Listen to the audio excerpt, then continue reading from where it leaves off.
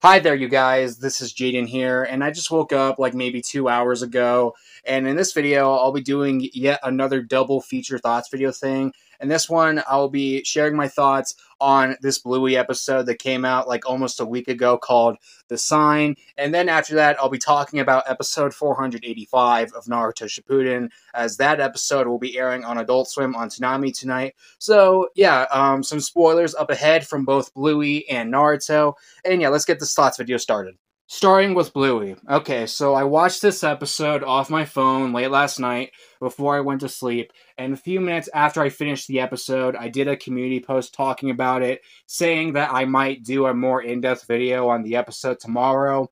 And yeah, here's that more in-depth video. Okay, so basically the episode's like a big half-hour special that's all about the Healer family having to move out of their old home and sell it to these two dogs that have hair over their eyes. And the reason why they're having to move out of their old home is because Bandit had just found a new out-of-town job where he gets more money, but obviously he can't take that job if they're still living at that old home, so they have to move out to this far-away new home and sell their old house, which really upsets their family, especially Bluey herself. And there's also a big wedding subplot going on, and at some point, Frisky wanders off from the house that the wedding takes place in, and yeah, that's her wedding too. So yeah, thus leads to Chili, Bluey, Bingo, and friends all going out on this big adventure to get Frisky and bring her back for the wedding. And yeah, successfully after doing it for maybe like half the episode, if not more than half the episode, they were able to get Frisky back for the wedding, and we get this like nice big wedding scene.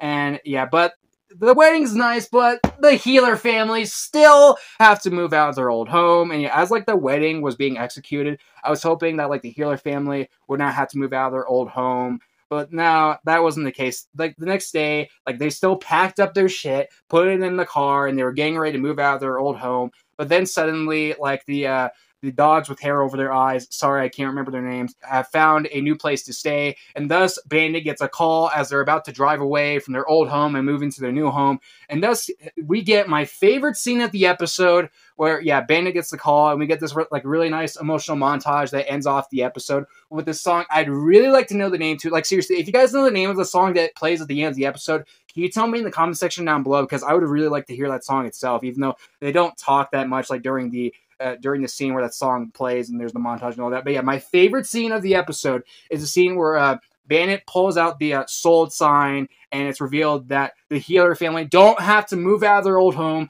and they can stay in that old home, and they continue to like stay in that old home with their stuff like not being unpacked. And yeah, they have a blast at their old home with it being sunset and all that. Yeah, that was a great scene. Like when Bandit lifted the sign off the ground, that put a smile on my face. Not like a big smile, but like a smile that made me think it's like, oh, yay, they're not moving out of their old home. They get to stay in there. Woo! They get to be happy. Yeah, and I know their whole family was happy about that, especially Bluey herself, as she was the most sad about moving out of that old home. And yeah, I don't blame her. I know how that feels when you stay in a home that you've lived in for like all your life, and when you stay at a place so long to the point where you get used to it, chances are like when you get news talking about you having to move out of that new home, you tend to feel pretty sad. So yeah, I've been through that scenario a few times. A lot of us have, so I can relate to Bluey's situation so much there. But fortunately, by the end of the episode, they didn't have to move out of that old home. They didn't have to move into a new home, and they could still continue to have fun, have a blast at that old home they've been staying at for years. And yeah, that's great. That was a great, great, great fucking ending. A great 10 out of 10 ending. This whole episode in general was great. It had strong writing. It had nice emotions to it. Had some pretty funny parts in it. And overall, it was a great episode. It had nice, intriguing writing, and it made me feel pretty emotional to the point where I feel like it could have made my eyes water. Not to the point where it could have made me cry. No, I'm not going that far. But to the point where it could have, like, it almost made my eyes water. And this is a fucking preschool show episode I'm talking about here. A preschool show! A preschool show. This is a fucking preschool show I'm talking about here. Yeah, it could have made my eyes water. It had really investing writing that I feel could, like, aim at adults really well. It was so good. Oh my god, this proves that Bluey is so fucking good. And like, you can't even compare it to other preschool shows like The Odd Ones Out said. It's so fucking good. It has great writing. I regret criticizing it, saying it's just okay, it's too preschool friendly. No, I deeply, deeply take that back. This is a great show, and this episode right here proves it. It was great. It had great writing in it. And overall, on a scale of 1 to 10, I'll give it like an 8 or 9 out of 10. It was such a great episode, and if it ends up being the final episode of the series, I think it was such a strong way to end off the final episode. But yeah, this episode all around was great. I would highly recommend it if you're a big Bluey fan. And yeah, overall, it was great. I loved it. It was an awesome episode. And yeah, now let's move on to another show I love, Naruto Shippuden. Even though I'd actually seen this episode a week ago, like exactly last Saturday, actually, to be exact, and after I watched that episode, I did what was maybe somewhat of an in-depth community post talking about the episode, sharing my opinion on it.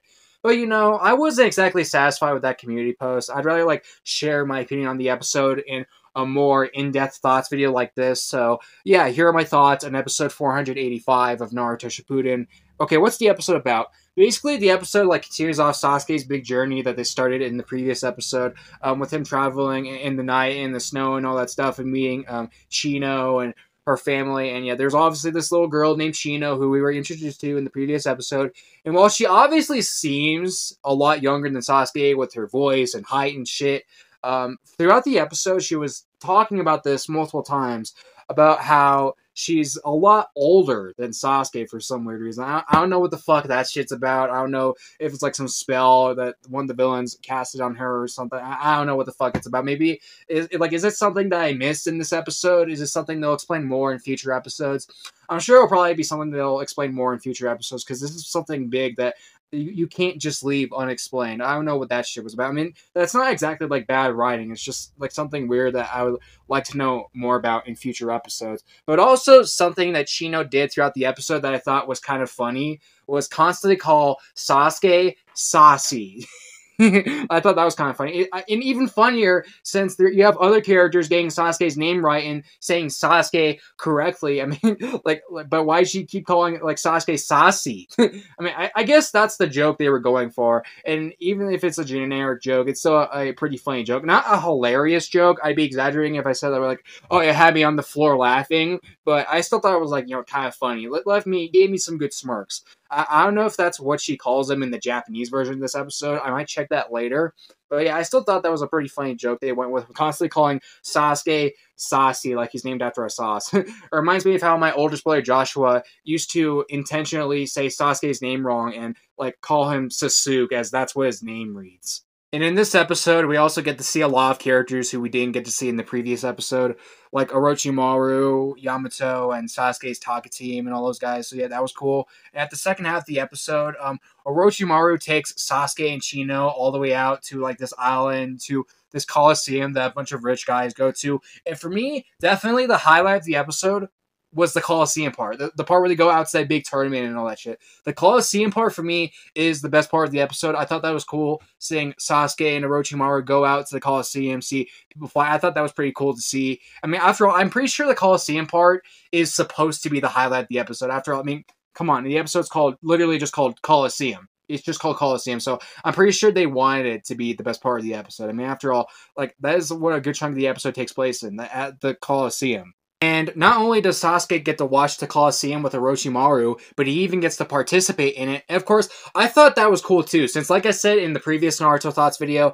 Sasuke is probably my favorite character in Naruto now, though I'm not entirely sure about that, since Naruto has a lot of great characters, but Sasuke is definitely up there though. He's a great character, and seeing them both like participate in the Coliseum and watch it was pretty cool. And he gets to have his fight at the end of the episode, but the fight gets interrupted by this character named President Makibi falling off, and the episode ends with like this big plot twist and maybe like a cliffhanger revealing that he has the Gekke Genkai and all that shit, and yeah, it's a bad thing, and then the end credits roll and all that stuff. Overall, this was a pretty solid episode. It might have been stretched out like what Kai Mizaku said it was, but I still thought it was a really good episode. It was entertaining. It wasn't like amazing. It wasn't mind-blowing, but still, I thought it was cool. It had cool characters in it. It had cool ideas, some cool stuff in there, nice action, and nice voice acting and all that stuff. Overall, it was a really good episode, and I think it's pretty comparable to the previous episode. I think it's at a pretty close level to the previous episode. If I were to pick these two episodes to watch of episode 484 and 485, which would it be?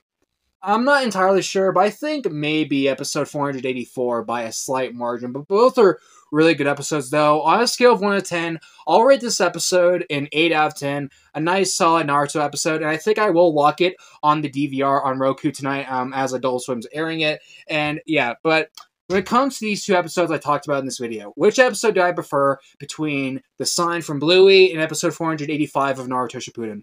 These are both really good episodes, but honestly, even though I like Naruto more than Bluey, I would probably more likely have to go with the Bluey episode, because the Bluey episode was so fucking good. Like I just said, it was really clever, it had strong writing in it and all that stuff.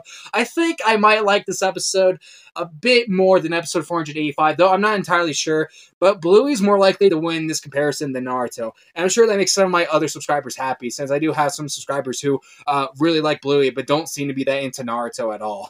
But yeah, that's my opinion, guys. If you guys want to, you can let me know in the comment section down below. What are your thoughts on these two episodes, The Sign from Bluey and episode 485 of Naruto Shippuden? And with all that being said, that's it for this video, you guys. Have a good day, have a good Saturday. Thanks for watching, and bye.